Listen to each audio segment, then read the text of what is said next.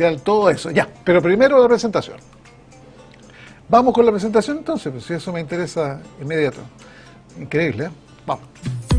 Ahora, una conversación, un invitado, temas para debatir, actualidad y tendencia en Ponte Online.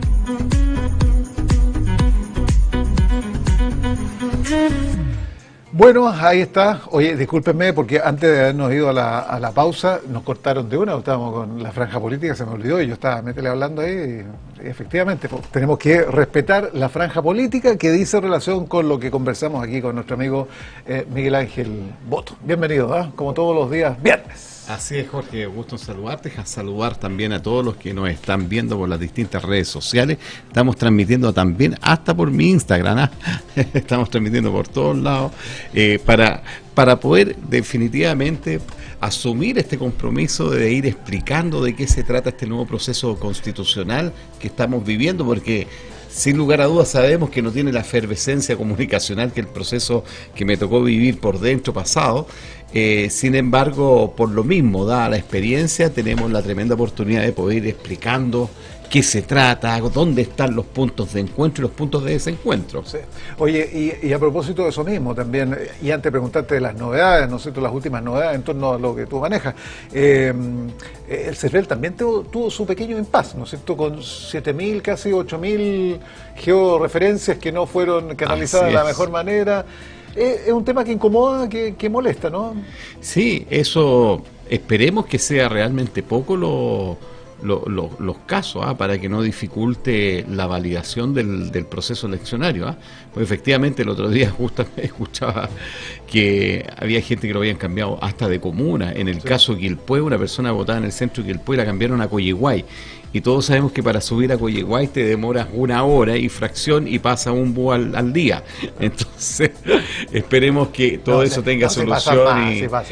Yo no sé si hay un plan de emergencia que establezca el CERVEL para todos aquellos y ahí, si no lo establecido, lo propongo, ¿cierto?, que haya una mesa específico en el centro de la ciudad donde todos aquellos casos polémicos puedan ir lugar central a votar y que hagan el procedimiento, los formularios respectivos para que se solucione ese problema. Ahí hay una idea concreta. Oye, antes de entrar a lo que nos has preparado, este 7 de mayo votar es obligatorio. El Consejo Constitucional será conformado por 50 ciudadanas y ciudadanos, nosotros que deliberarán sobre una propuesta de nueva constitución. Esto es la página de CERVEL. Es obligatorio, mediante votación popular, estará acompañado por una comisión de expertas de 24 integrantes que fue designada por el Congreso Nacional. Este resumen también tú lo has hecho.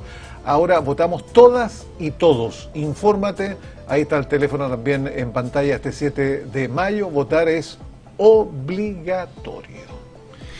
Así es, obligatorio. Queda poquitos días, 9 días. Ya, novedades. Pongámonos al día. Mira, la semana pasada, Jorge, estuvimos, queridos auditores, cierto, televidentes, estuvimos conversando que efectivamente se cerró el plazo y llegaron más de 900 enmiendas, lo que se le llama, cierto, más popularmente como indicaciones. Recordemos que se conformaron 15 capítulos, que fue acordado por el Consejo de Expertos, y dentro de estos 15 capítulos se presentó al 31 de marzo un contenido por cada capítulo, que fue consensuado y firmado de manera transversal por los distintos partidos. ¿Qué es lo que se hizo entonces hasta el proceso de la semana pasada? Presentar estas enmiendas o indicaciones. ¿Y qué es lo que son estas enmiendas o indicaciones?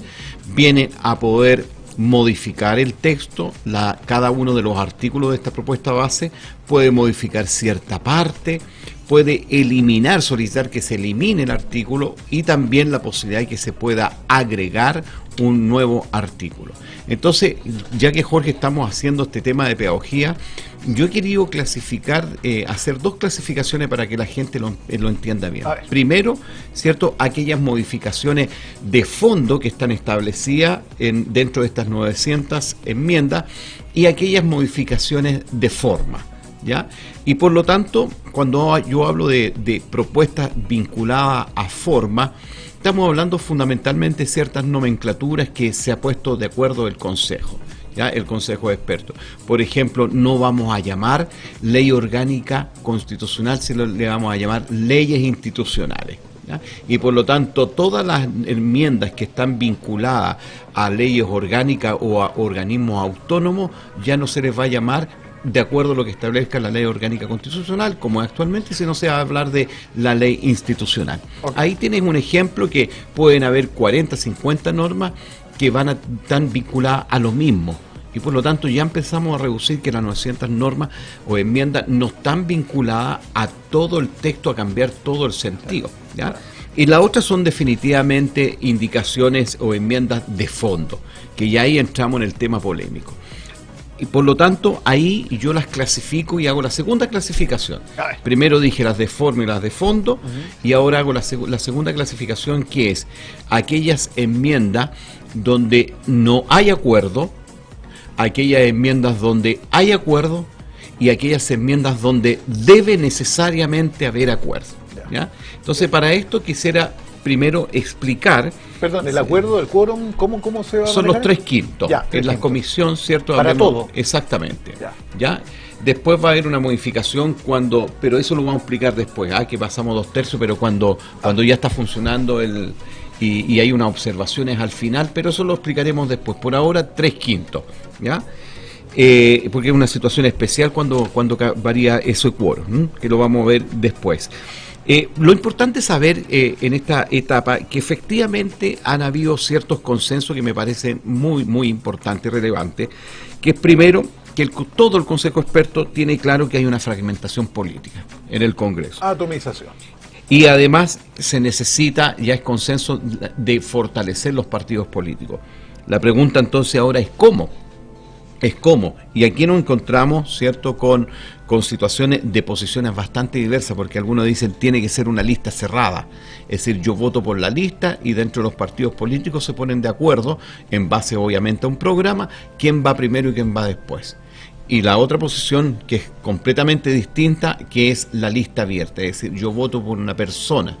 Pero entonces ahí viene otra pregunta, ¿va a ser lista por partido o se va a haber pactos electorales? Es un debate abierto, o sea, exactamente. Que ha generado harta discusión. Exactamente, y por eso que es bueno que la gente sepa qué es lo que se está discutiendo esta semana, estos temas que estamos nosotros anunciando.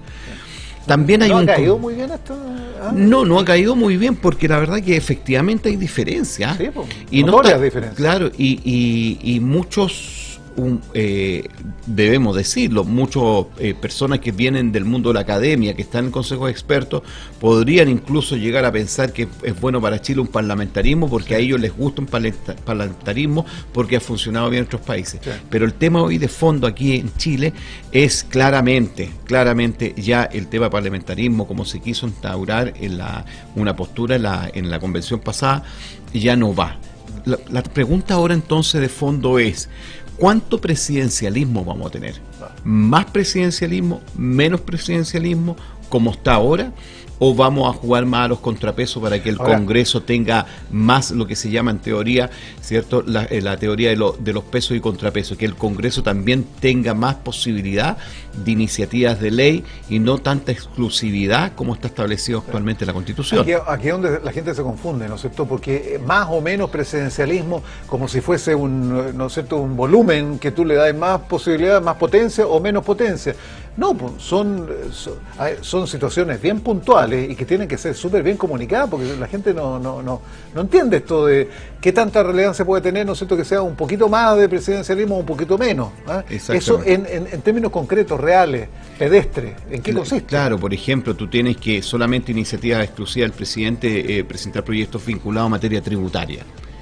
¿Podrá el Congreso también tener algún nivel de poder para poder presentar esto?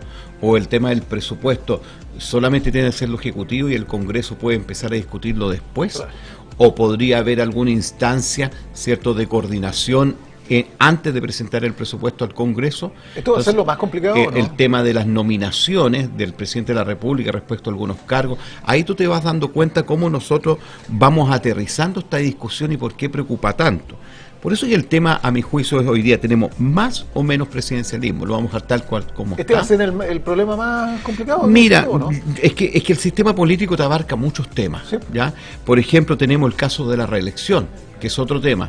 Algunos dicen sí, que sea reelecto como Estados Unidos de manera sucesiva, 2 periodos máximo, ¿cierto? Y puede terminar su periodo, pero ¿qué pasa?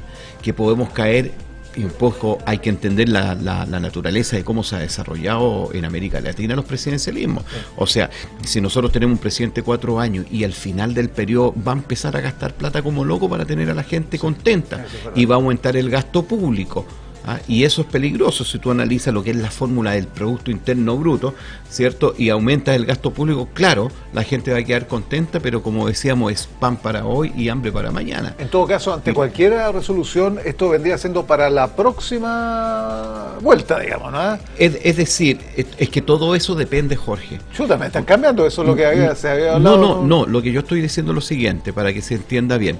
Primero, que lo que hay acuerdo, al parecer, al menos de manera muy mayoritaria, que el presidente tenga máximo 2 periodos, pero que sea interrumpido, no puede ser consecutivo, como en Estados Unidos. Es decir, si tú eres presidente del 2026 al 2030, el 2030 no puedes postularte, tendrías que esperar al 2034. ¿Ya? Que se entienda de esa forma. Ya. Ahora, todo esto, si va a empezar inmediatamente el 2026 o el 2030, eso estará vinculado a lo que establezcan las normas transitorias. ¿Ya? Esa es la explicación que te puedo dar más técnica de este tema. También hay consenso, Jorge, que se ha establecido esta semana, y yo lo he visto en los debates también, es que efectivamente las Fuerzas Armadas, como no se instituyó como un capítulo específico en el nuevo texto que acordaron los expertos, sí hay consenso en que sean declarados como Fuerzas Armadas obedientes, no deliberantes, profesionales, jerarquizadas y disciplinadas. Ya, ¿qué es lo que está, no? Exactamente, claro, es lo que está. Pero que a nivel constitucional, con rango constitucional, esta definición que me parece bastante relevante. Otro tema que también se ha llegado a consenso esta semana es poder instalar el concepto de trabajo decente. La OIT lo ha definido, son definiciones que lo podemos conversar el día de mañana con más calma, porque estamos frente a una gran cantidad de definiciones, ¿ya? Pero ya no vamos a hablar del tema de la libre contratación, ¿ya? Y vamos a hablar del tema del trabajo decente. Por otra parte, establecer el derecho a la negociación colectiva, el derecho a huelga, pero está en discusión respecto a la posibilidad de negociar por ramas de producción. ¿Qué es lo que es decente? Por favor. Mira, el trabajo decente, preferiría ser más específico la próxima sesión, porque quiero traer conceptos más explicados de manera más profesional, porque abarca muchos aspectos. Muchos motiva confusión por las expectativas que exactamente genera, ¿no? Y además que cuando tú hablas en Chile como decente, dices, bueno, sí, obviamente todo el trabajo tiene que ser decente, pero no, hay una serie de exigencias que se entenderían obligadas al estar constitucionalizado el concepto de trabajo decente, ¿ya? Y por lo tanto ya lo vamos a ver, así como muchos conceptos, porque hemos querido esta semana informar, ¿ya? Y ya de la próxima semana vamos a hablar de los candidatos y sus perfiles, y cuando ya sean electos, Jorge, vamos a seguir este camino de pedagogía, ya hablando como empezamos estos capítulos de conceptos, para que la gente vaya entendiendo. Otros temas que me parecen que son polémicos, que también lo polémico que se ha visto esta semana, es respecto a los derechos sexuales y reproductivos. Ya. ¿Van a estar o no van a estar constitucionalizados? ¿O lo vamos a dejar a materia de ley? Vamos a dejar el concepto. Largo debate ahí también. Claro, por eso que no he querido traer más conceptos y explicarlo, porque se nos pasaría la hora muy volando, y quedaríamos muy con un sesgo en la explicación. Lo otro tema es la democracia paritaria. ¿Va a ser para todos los órganos del Estado? ¿Va a ser solamente para aquellos de representación popular?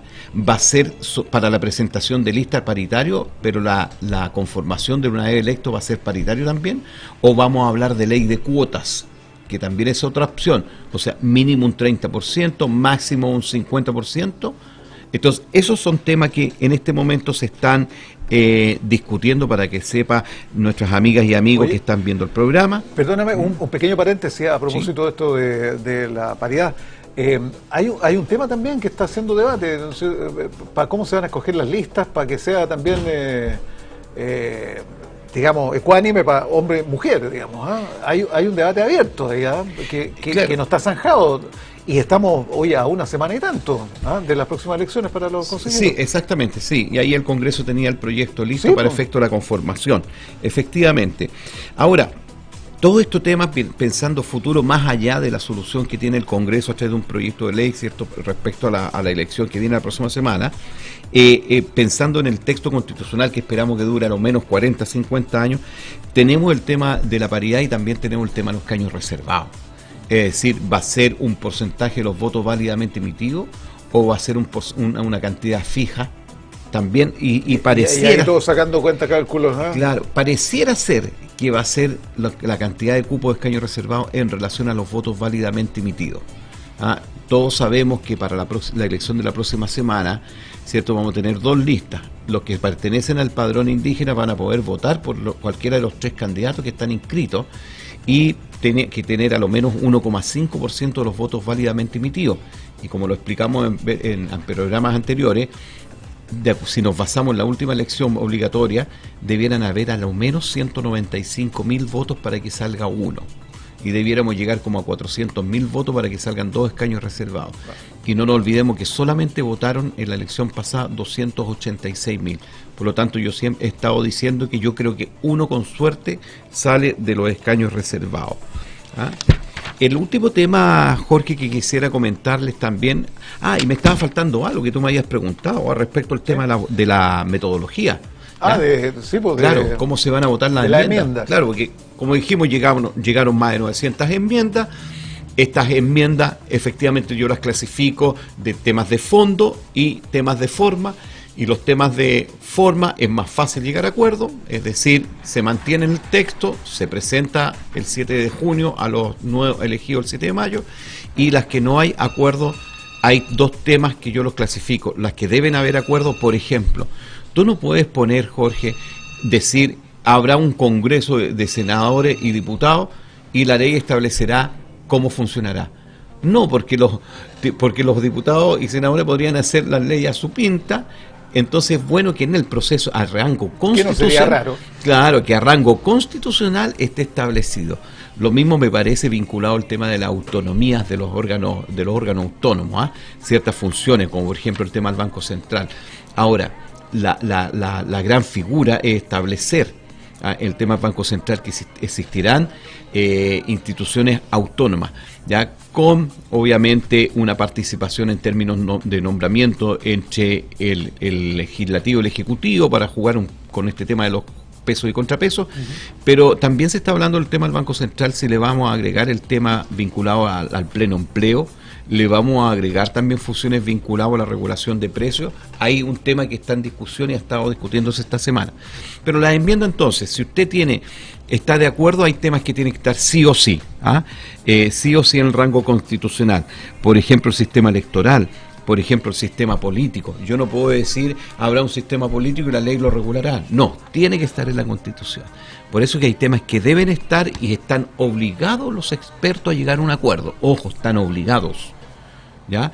Y aquellos que no estén obligados, ¿cierto?, desde el punto de vista de la teoría y de la seriedad del derecho constitucional, bueno, tenemos distintos mecanismos y ahí es donde se va a votar. Primero, se va a votar la enmienda, estoy a favor o en contra, o hay un acuerdo caballero que en el texto final, ¿cierto?, se pueda modificar, lo que se llama en la lógica de la armonización.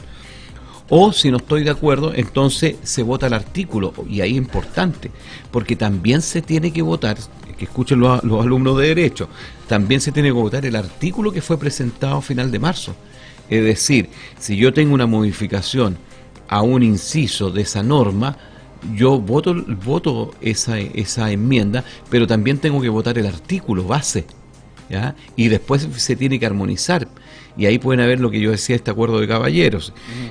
Por lo tanto, la metodología no es tan simple, sí. y no piense que esto es como ya se votó y quedó. No, también se vota el artículo base. ¿Te da para 5 meses esto? Mira, yo creo que si se hace un buen texto y bastante consensuado por parte del comité experto, y que los que salgan elegidos, estos 50 más los representantes del pueblo originario, estén, y espero que se manifiesten antes del 7 de mayo, si están o no de acuerdo con lo que está discutiendo el Consejo de Expertos, ¿ya? Y por eso que yo visualizo que el Consejo de Expertos está caminando hacia un texto de moderación, hacia un texto de equilibrio, hacia un texto de buscando conciliar los intereses de ambas partes. Y por lo tanto, cuando usted, amiga y amigo, quiera elegir a un convencional, a un consejero ahora, consejero constitucional el 7 de mayo, pregúntele, averigüe si está de acuerdo con esta línea de lo que está trabajando el Consejo Experto. Porque si vamos a llegar con una lógica de querer desarmar todo lo que se ha trabajado, sin lugar a duda no va a llegar nunca a fin, a pesar que tenemos plazos acotados. Pero si usted elige gente más centrada, que vaya en la línea de buscar los acuerdos y efectivamente tenga sea una persona con voluntad de diálogo, bueno, yo creo que efectivamente Jorge en 5 meses sí se va a sacar la pega. Oye, ¿ya? Ahora, he escuchado tantos análisis de politólogos, gente que le gusta esto, se señala que, claro, los expertos están trabajando, ya terminan su labor, comienzan los del Consejo, pero que ahora viene como, porque ha estado todo como muy calladito, ¿no? Como que hay acuerdo, como que se va a llegar a un entendimiento, pero dicen los entendidos, ¿no es cierto?, los analistas, que ahora viene una etapa muy importante donde ahora se van a empezar a enrostrar, digamos, las posiciones tan polarizadas, digamos, que tenemos en la política actual. ¿Tú compartes esa idea que ahora viene, digamos, la real fuerza y el gallito político? Eso justamente yo te lo explicaba recién cuando yo hablo de esta clasificación de aquellos elementos que sí deben estar y que están obligados a llegar a acuerdo. Es decir, tengas tú la posición A y yo tenga la posición B, estamos obligados a llegar a acuerdo en materias que tienen que estar en el rango constitucional.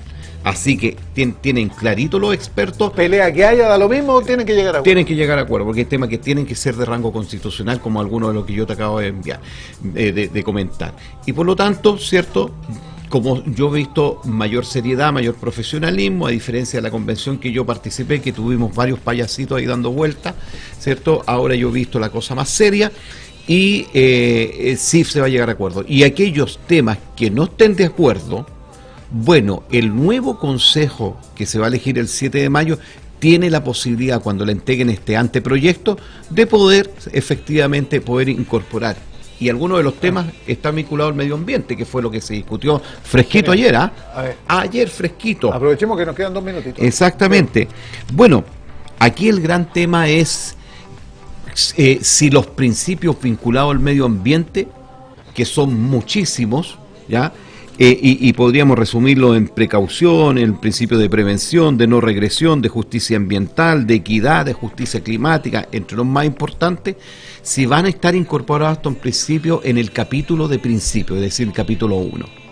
Y muchos dicen, algunos dicen, no, que no estén los principios, o que sea muy generalista. ¿Por qué?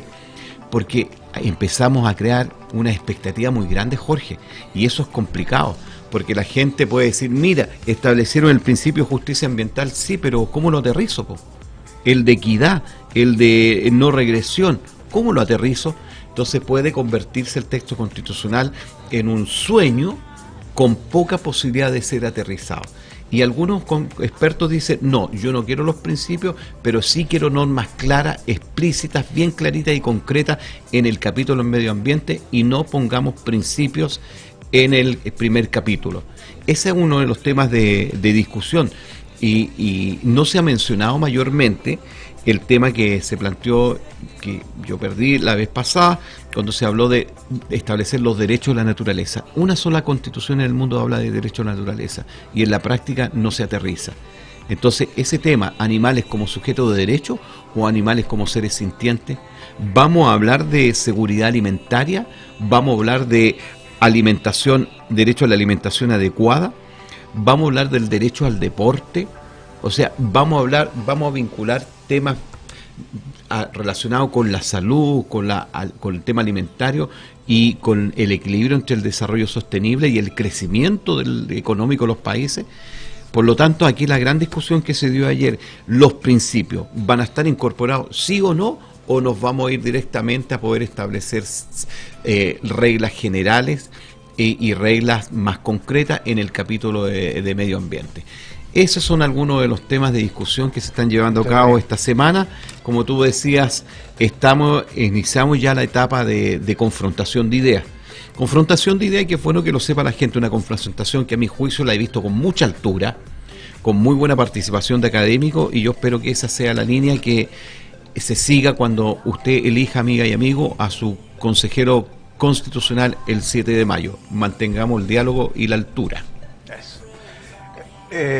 Altura. Altura intelectual, porque la física claramente no es mi fortaleza. Con cariño, somos amigos, ¿sí? No se preocupe. Me lo enrostró Jorge Reciera. Es que hace rato que te quedó dando bote, entonces tenía que... Claro, pero yo le miento a mi hijo, pero ella no me cree, pues yo le decía que cuando joven medía 1,82. Pero ya no me creen, ya crecieron y ya no me creen. Okay. Dejémoslo ahí, no. Gracias, Miguel Ángel Boto. Ya sabemos, nos interesa esta pedagogía constitucional. Y es lo que abordamos habitualmente los días viernes. ¿Será hasta la próxima? ¿Ah? Así es, ya. Así es. Cuídese, amigo, que esté muy bien. Adiós. Oye, tenemos que hacer el corte, volvemos, vamos a hablar de economía, lo vamos a ambientar también en el ámbito del emprendedor, de la emprendedora, pero con una muy buena noticia para las mujeres, para las féminas que quieren emprender, que quieren desarrollar su trabajo desde la casa inclusive. Así que lo conversamos después de estar de vuelta para el Punto Online.